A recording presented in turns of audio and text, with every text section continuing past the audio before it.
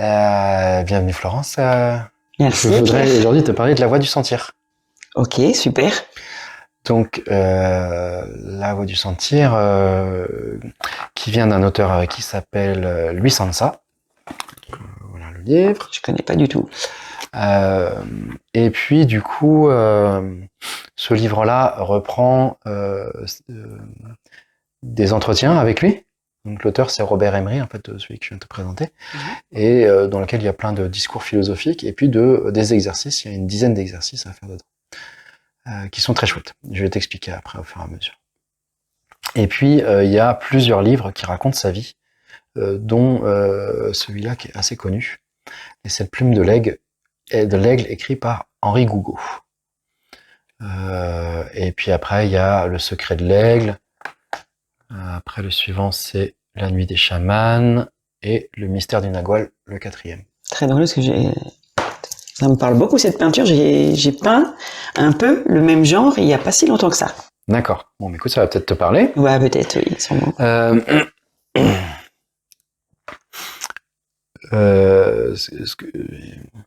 J'ai été très étonné parce que du coup, dans la voie du sentir, il y a pas très longtemps, j'ai vu qu'en fait, il y a plein de courants de psychologie, donc dans les nouveaux courants de psychologie, notamment qui viennent des États-Unis, où on retrouve les mêmes exercices que Luis Sansa. Donc, je sais pas s'ils les ont entraînés ou piqués à Luis Sansa, ou s'ils sont eux aussi allés voir des chamans, Ouais. et du coup que ça se recoupe. Et notamment, j'ai vu que les exercices de Luis Sansa, en fait, c'est quasiment les mêmes, sont ceux qui sont recommandés quand on est pris dans un trouble dissociatif d'ordre traumatique, un traumatique dissociatif. Donc, je vais pas m'étaler là tout de suite sur le trauma dissociatif, mais du coup, alors Luis Sansa, lui, il le présente pas comme ça. Il y a d'autres livres qui parlent de Luis Sansa, notamment un autre livre d'une femme, là, dont j'ai oublié le nom sur le coup, Sylvie Andrieux, je crois. Elle a écrit un autre livre, La Voie du sentir, où elle raconte qu'elle est psychologue et qu'elle a emprunté des techniques de Luis Sansa et qu'elle a vu que ça avait des résultats assez phénoménaux chez ses patients. Donc voilà pour ces deux livres. Donc là, dans le cadre de la vidéo, le but ça va pas être de faire un des exercices de Luis Sansa, de la voie du sentir, mais je voudrais te parler des 3 grands fondements qu'on retrouve dans le bouquin. En vrai, il y en a plein de fondements. Il y a des superbes textes sur l'amour, le sens de la vie, qu'est-ce que c'est que le féminin sacré, le patriarcat, le matriarcat. D'accord. C'est vraiment très chouette. Des passages que j'ai moins aimés, mais il y a vraiment des trucs qui sont très chouettes. Le lien juste sur le mot sentir. Ouais, tu vas comprendre. Ouais, d'accord, ok, ça marche.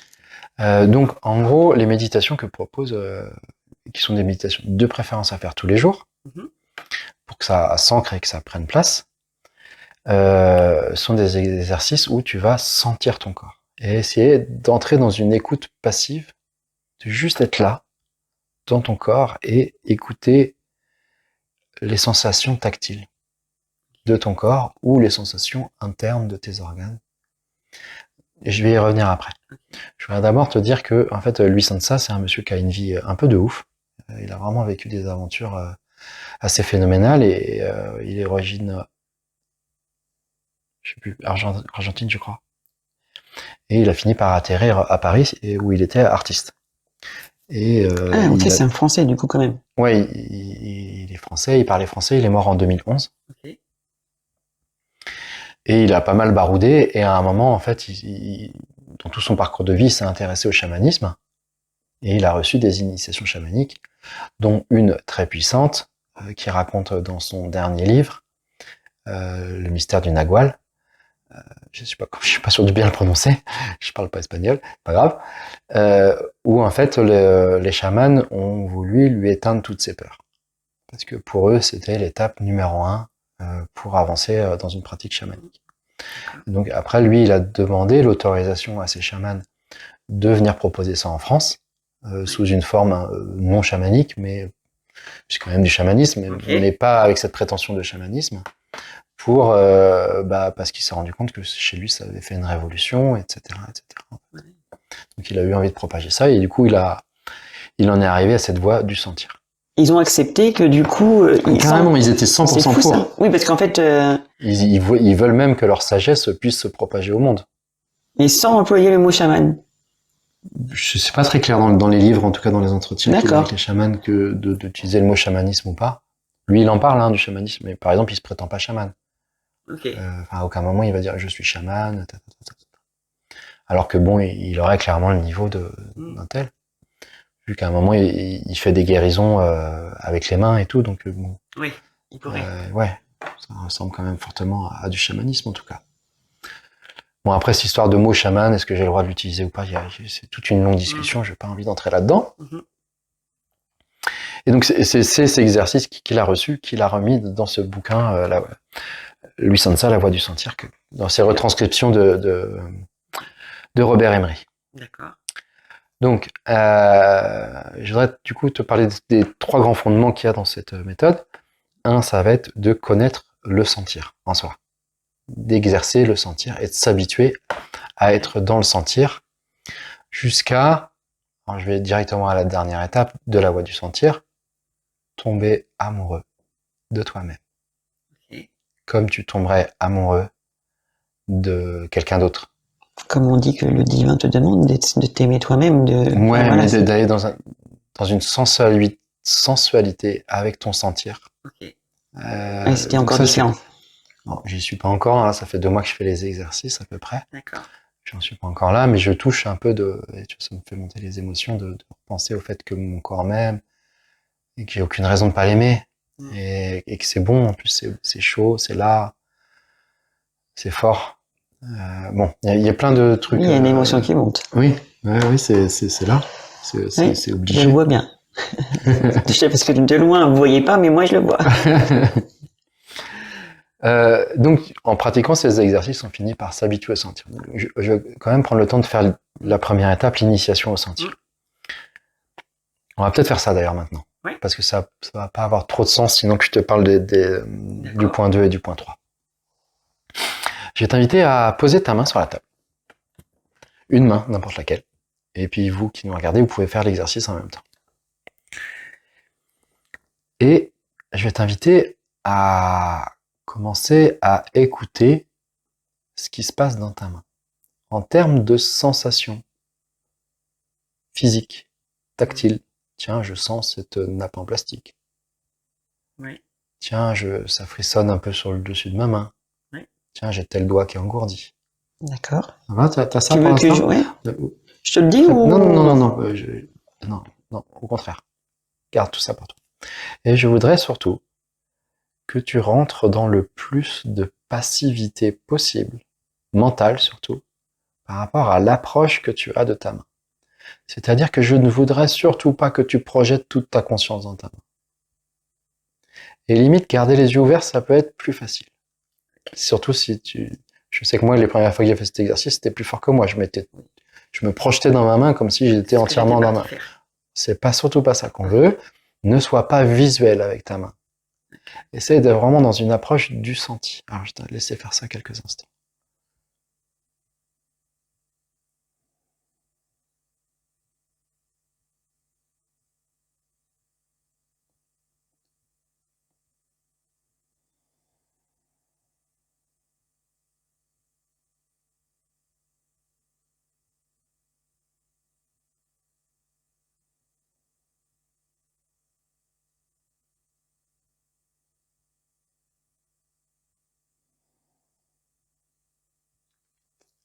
Ça va pour toi jusque-là? Oui. Je vais t'inviter maintenant d'en rentrer d'encore plus de passivité dans ton écoute, c'est-à-dire que quand je ressens ma main, ça va être plus fort que moi, je vais avoir des voix en moi, des phrases qui se disent, tiens, je sens pas trop mon auriculaire. Tiens, tel ongle, je sens une sensation. Tu vois, ça va être verbal dans ma tête. Et je vais t'inviter maintenant d'avoir encore plus de passivité avec un truc qui est là, tiens, et d'essayer de taire ce qui vient derrière. Alors là, on commence à être dans un exercice encore plus particulier. Vas-y.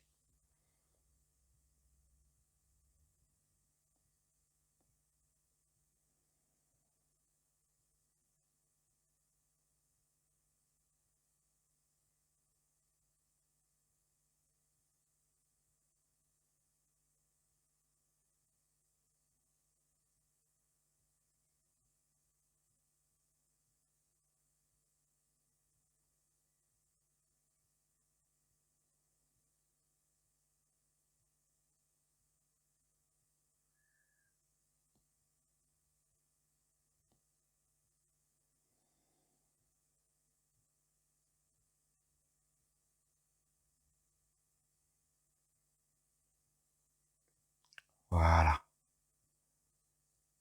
Ça va pour toi? Est-ce que tu sens le calme que ça amène d'entrer dans la sensation et d'être dans cette écoute passive? Oui. Ouais. C'est particulier, c'est dur de pas fermer les yeux. Mmh. Mais autrement, Ça nous entraîne dans un truc de détente. oui. Ok. Est-ce que tu as senti à un moment que tu rentrais dans une autre relation avec ta main, que peut-être elle devenait nuageuse ou qu'elle devenait grande ou qu'elle était là et pas là en même temps? Voilà, exactement. Elle était pas là. Et en fait, à la fois, elle n'existait plus et à la fois, elle existait. C'était assez particulier. C'est tout D'accord. ça. Oui. Donc, ça va se traduire d'une façon différente pour chacun. En tout cas, c'était ça. Normalement, au bout de 30 secondes, il est censé se passer quelque chose. Il y a des gens qui vont pas avoir l'impression que leur main devient très grande. Moi, les premières fois que je le faisais, ça venait avec un moment, j'avais une respiration, un espèce de soupir qui venait, parce que ça y est, j'étais en relation paisible avec ma main. Ok, tu vois un peu le principe du coup? Oui. Donc, c'est ça qu'il appelle le sentir. D'accord. Oui, c'est une autre façon. Oui, c'est vraiment une autre façon. Ouais, d'être dans le sentir.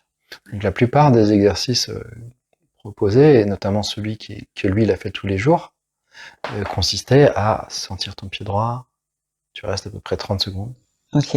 Pied gauche, 30 secondes. Et main droite, main gauche, épaule volonté. Il y a tout un parcours. Et à après, faire tous les jours. Voilà, à faire tous les jours. Et à la fin, tu essaies de sentir tout ton corps. D'accord. Voilà. Ok. Et là, toi, tu es à 2 mois et tu n'as pas encore senti tout ton corps. Si. Si. Mais par contre, j'ai encore du mal. Là, tu me dis tout de suite, tu sens tout ton corps. J'ai une approche, mais c'est pas aussi fort que quand je finis la méditation. Ok. Ouais. Et on voit bien que tout ça, ça nous parle d'ancrage aussi. Que ça nous parle de calme, d'éteindre le mental. Donc, un des gros apports de Louis Sansa, c'est de dire qu'en fait, ton corps contient des mémoires que tu tiens de tes ancêtres, de tes autres vies, de ton âme, du royaume minéral, du royaume végétal. Tout ça, c'est inscrit dans ton corps. Et en trouvant cette paix du corps, tu amènes une méthode thérapeutique pour toi-même beaucoup plus forte que tout ce que ton esprit pourrait produire de compréhension. Et quand tu parles du corps, est-ce que c'est le corps, genre une main, un bras, un avant-bras, bref, ou est-ce que c'est aussi les organes qui sont dedans? Tu inclus les organes. Tu inclus on est les vraiment organes. dans le physique. Par contre, on parle pas du corps éthérique et tout ça. Non, vraiment, voilà, mais enfin là, je parle de tout mon corps physique, dans la matière, là, ce cœur qui est là, ce foie, mais en fait, je l'intègre... Non, je l'intègre pas. Si, tout, tu prends tout ton sentir. D'accord. Alors lui, il va s'intéresser au début, en tout cas, beaucoup à la sensation de peau. Oui, ok, d'accord. Okay. Donc tu vois, par exemple, il y a d'autres livres comme Peter Levine, lui, il va t'inviter à tapoter et puis après écouter. Donc il va être des petites nuances ou de faire des trucs comme ça, et puis après tu t'écoutes ton corps, voire tu lui dis je t'aime ma main, tu fais partie de moi, tu fais partie de toi, on est ensemble. Avec des mots, et puis après tu vas faire tout ton corps comme ça. Okay. Qui sont aussi des exercices qui sont recommandés pour redescendre des traumatismes. Donc qui se rapprochent en fait finalement énormément d'être dans une approche neutre et passive, sans le mental, de mon corps en fait. Donc ça, on s'exerce du coup à connaître le sentir. Et après, l'étape 2 consiste à essayer le plus possible d'être dans la double attention. Donc là, depuis tout à l'heure, depuis le début de l'échange, j'essaie d'être dans la double attention. Pour moi, c'est encore un exercice réellement compliqué, mais qui me fait un bien de malade. Donc, je vais t'expliquer le concept de double attention. Louis Sansa, il explique que l'attention est une énergie très importante et qui est tout le temps mobilisée dans des trucs extrêmes. C'est-à-dire que depuis tout petit, on nous apprend que quand tu fais ton exercice de maths, tu dois être à fond dans ton exercice de maths. Et on nous habitue à être à fond dans plein de trucs. Et dans les relations humaines, donc là, comme je pourrais, si j'étais pas dans la double attention avec toi, si je prends mes anciens réflexes, bah, je serais à fond avec toi dans cette attente de qu'est-ce que tu vas me répondre, et comme si c'est d'une importance capitale. Et qu'est-ce que vont penser les commentaires qu'il va y avoir sur la vidéo? Tu vois? Tout à fait. Et il parle que nous, en fait, dans nos relations humaines, on est la gueule collée à la vitre, dans l'attente de l'autre. toujours de l'autre. Et Ouais, si on c'est pouvait vrai. être à C'est 200% vrai. dans notre attention, on serait à 200%. Ouais. À tel point qu'il y a des philosophes qui finissent par dire que ce qui me définit passe par le regard de l'autre. D'accord. Mais tout ça, c'est en lien avec notre ego? Ouais, un peu si tu veux, mais surtout, Lucenza, il dit clairement que penser que ce qui me définit, ça passe par le regard des autres, c'est vraiment de la merde. C'est qu'il faut vraiment pas en arriver là, c'est que sinon t'es piégé dans le truc, quoi. Ouais. Et c'était une des grandes critiques qu'on retrouve dans tous ces bouquins des chamans envers le monde occidental. Et du coup, la prédominance de ces peurs. Qu'est-ce que va prendre ça l'autre de moi? Qu'est-ce qu'il va me répondre là? Et donc lui, ce qui lui a été enseigné et qu'il a retransmis, c'est la double attention. C'est-à-dire, quand là je te parle et du coup je fais l'exercice en même temps, je suis dans mon sentir et depuis mon intérieur, je te parle. Et du coup, je le reçois différemment. Ouais, et quelque part, ce que tu vas me répondre, c'est pas que je m'en fous, mais un peu quand même. Ok. Enfin, je suis un peu caché. Non, mais j'ai compris, ouais. Et du coup, tu le reçois, ouais, tu seras moins déçu. Pardon? Tu seras moins déçu, en plus. Peut-être, ou je suis moins dans une attente, en tout cas. Il n'y a pas de... Oui, et ça fait de moi quelque chose de beaucoup plus humain. Et en plus, quand je suis en état de double attention, voilà, c'est un autre chapitre, mais je me rends compte que je suis en état de nerf vague ventral. Bon, ça, c'est pour ceux qui connaissent la théorie du nerf vague, je ne rentre pas dans le détail. Ça m'amène à avoir une respiration beaucoup plus lente, beaucoup plus posée, dès que je suis dans le sentir et que j'interagis avec toi depuis cette position. Donc, je vais te proposer, si tu veux bien, de faire cet exercice, de tenter de faire la double attention. Alors, on va plus ou moins y arriver, c'est pas grave. Du coup, ceux qui nous regardent, si vous avez des gens autour de vous, vous pouvez faire l'exercice à plusieurs, parce qu'après, le but, c'est d'être en relation.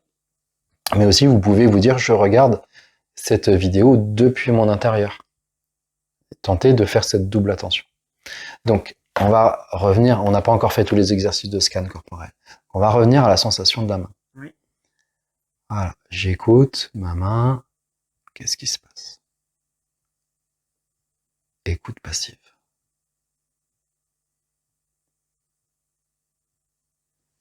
Ça va, tu l'as? Oui, je l'ai là. Très bien, garde-la. Tu la gardes, et maintenant, parle-moi. Est-ce que tu arrives à me parler depuis cet intérieur? C'est encore difficile. Ça, je vais pas te dire oui. C'est que du coup, pas encore. Non, c'est un peu difficile. Ouais, mais au début, tu y étais. Oui, j'y étais. Là, t'as perdu un peu. Oui, parce que c'est un moment mental qui a repris place. Ouais, c'est pas grave. Réessaye, retourne dans ta main. Reprends ton sentir.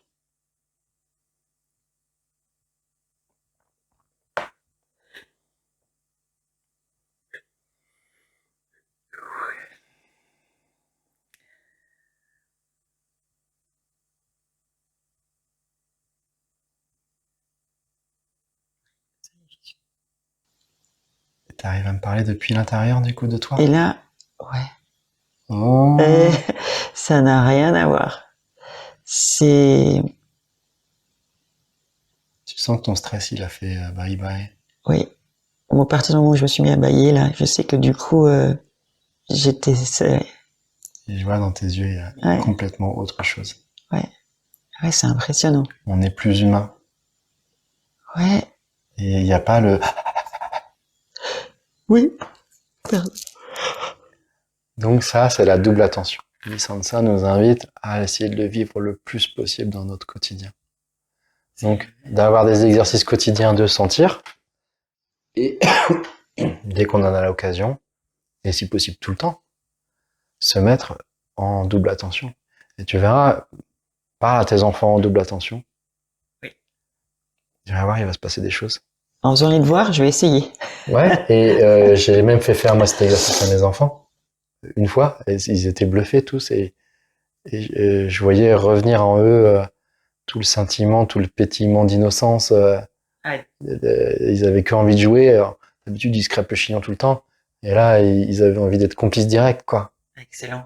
C'était vraiment très chouette. Ouais, je vais essayer avec mon fils. Je vais essayer ça. Donc ça, c'est l'étape 2, du coup. Donc 1, je connais le sentir. 2, je m'exerce à la double attention. Et le 3e, c'est quelque chose qu'il appelle le rappel à soi. C'est d'avoir un petit truc, un petit automatisme. Tiens, là, j'étais complètement la gueule collée contre la vitre. Et hop, je vais trouver un petit truc qui me permet de revenir à moi. Et lui, il propose ça, de faire ça en faisant une grande respiration, hein, dans laquelle non seulement je vais respirer, me détendre, mais je vais aussi m'intéresser au frottement de mes vêtements dû au mouvement d'amplitude. Donc là, dans mon dos, tu vois, j'ai senti mes omoplates, la caresse du vêtement sur les omoplates. Je t'invite de le refaire une fois, si tu veux.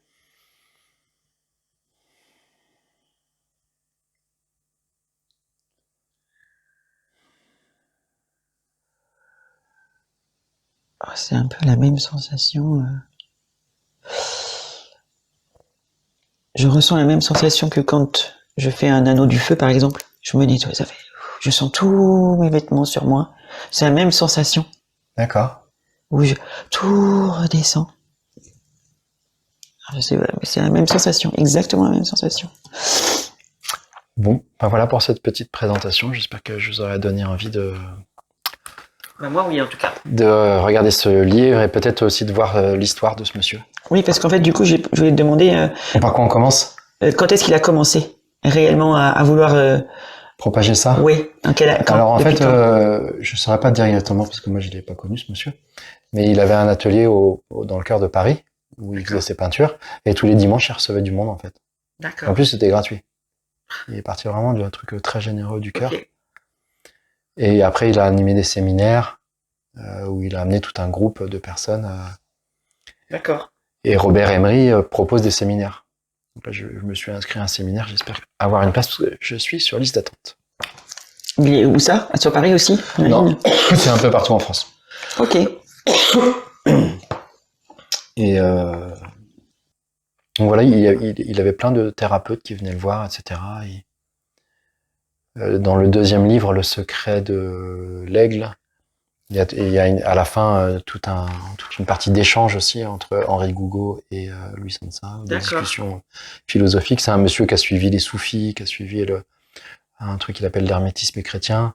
Il s'est renseigné plein de trucs et puis il n'a pas pris que dans le chamanisme. Du coup, il a fait une espèce de synthèse de tout ça. Ok. Mais du coup, donc parce qu'en fait, tu dis, il avait appris avec les chamans aussi à faire reculer cette peur-là, en fait.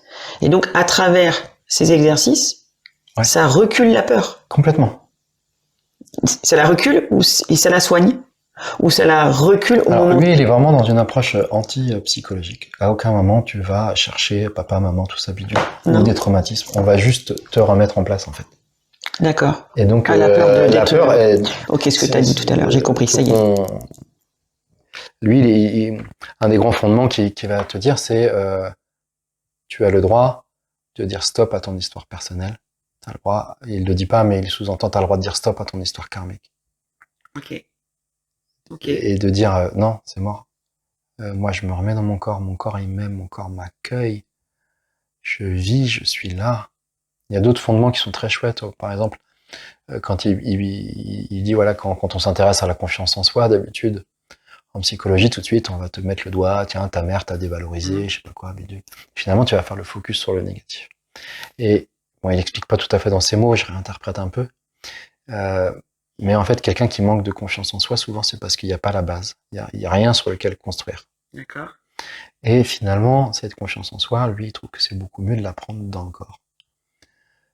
Par exemple, mes poumons respirent. Ils se demandent pas s'ils doivent respirer. Peut-être qu'au pire, je vais avoir une crise d'angoisse et faire une grosse apnée, mais derrière, ils vont respirer. Et jusqu'à mon dernier souffle, ils vont respirer. Donc, si je dois bâtir ma confiance en moi, j'ai tout intérêt à commencer par mon corps. Cette base qui me manque, je peux la prendre là, dans mes poumons, qui respirent. C'est très compliqué, parce que c'est à la fois super beau, mais c'est très compliqué puisque on nous dit souvent, allez, sors de cette matière. Va faire ta méditation. Envole-toi. Et finalement, lui, dans sa méthode, c'est tout l'inverse. C'est-à-dire, reviens dans ton corps. Reviens là où tu es actuellement, maintenant, ici. Écoute-toi respirer. Écoute. Enfin, tu vois, c'est complètement l'inverse. Donc c'est un peu, ouais. Et en même temps, tu sens que son âme est là et il y a plein de textes qui sont très puissants sur la relation au guide. Enfin, mais oui, il y a quelque chose de très terrien d'être dans la matière. Oui. Et sur la relation à Dieu aussi, les textes merveilleux où il dit qu'en fait, nous sommes des fragments divins qui sont venus faire des expériences terrestres. Et donc, en fait, je dois rendre à Dieu ce que je ressens là. Ok. Et en le ressentant, je le rends à Dieu. Et c'est ça, Dieu. Et je vis avec Dieu par l'intermédiaire de mon sentir, par ma captation des sensations, qu'elles soient gustatives. Et ça, c'est une approche du chamanisme maya, en fait, en tout cas d'Amérique centrale, notamment, qu'il a vécu. Et c'est là aussi encore différent du Dieu ne te demande rien en retour. Oui, en tout cas dans l'enseignement, oui. C'est fou, non mais après, et je suis certaine que du coup, il faut que je lise le livre pour. Je veux absolument essayer parce qu'en fait, du coup, même quand tu dis que tu rentres dans une pièce et pour pas qu'est-ce qu'on va penser, qu'est-ce qu'on pense de moi. Moi, je suis quelqu'un qui a pas tellement confiance en moi. Je m'écarte de la vitre et c'est vrai que voilà, tu te mets ça 5 minutes avant de rentrer. Effectivement, ça doit être très efficace. Ouais. Très efficace. Tu vois, je l'ai expérimenté sur des peurs à la con. Moi, j'ai le vertige facilement. Et je suis très sensible aussi aux résidus de peur qu'il y a des autres. Donc, par exemple, je connais un endroit à la piscine où on monte dans un escalier pour le toboggan. Oui. Et à chaque fois que j'arrive dans les derniers étages, je sens la peur de tout le monde et ça gagne ma peur. Oui. Et donc c'est un peu chiant parce que j'aime bien d'aller faire le toboggan avec mes enfants. Et du coup, la dernière fois, je me suis mis dans mon sentir. Oui. J'ai monté les escaliers et j'ai rien senti. Ah ouais, donc, ouais. Et c'est ce que je dis, c'est que c'est quand ça t'aide à t'écarter de la vie, comme tu dis. Un peu, ouais. Et du coup, c'est une force. Et en même temps, c'est une force et en même temps, c'est pas un truc vers lequel je me cache. Parce que ça se vit, ça s'embrasse. Et on est plus vivant, en fait, dans ça. Donc, merci d'avoir assisté à cette petite explication autour de ces livres. Ouais, merci à toi, parce que du coup, j'ai vraiment apprécié d'apprendre des choses. Merci, Pierre. À la prochaine. Au revoir.